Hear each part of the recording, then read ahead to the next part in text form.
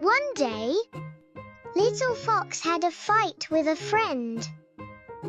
He felt hurt and angry, so he hid in a cave.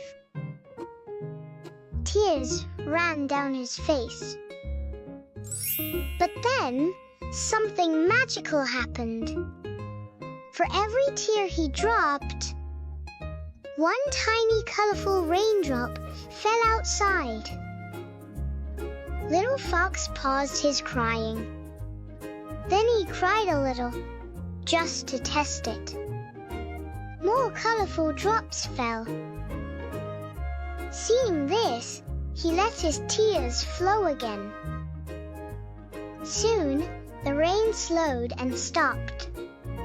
His heart felt calm and light again.